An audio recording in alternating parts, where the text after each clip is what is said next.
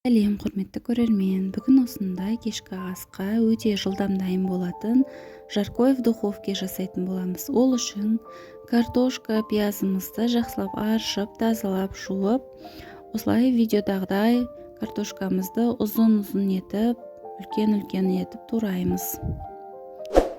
Каналға жазылуды, қоңыраушаны басып қоюды ұмытпаңыздар. Сонан соң пиязымызды дәл осылай картошка секілді қылып, ұзын-ұзын үлкен-үлкен етіп турап, барлығын бір ыдысқа салып, тұзымызды, бұрышымызды, приправамызды және де кетчуп майонезімізді қосып, қолдың көмегімен жақсылап араластырып, дайындап қоямыз.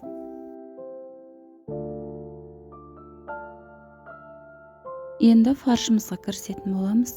Ол үшін мен 2 пиязды үлкен-үлкен етіп турап, осындай измельчительдің көмегімен майдалап алдым. Ал сіздерде бұндай болмаса, жақсылап майда етіп турасаңыздар, әдемі болып шығады. Енді бір табамызды алып, осындай фаршымызды алып, оның үстіне пиязымызды салып, тұз бұрышымызды салып, бір жұмыртқамызды салып, жақсылап араластырып, қолмен ұрғылап дайындаймыз.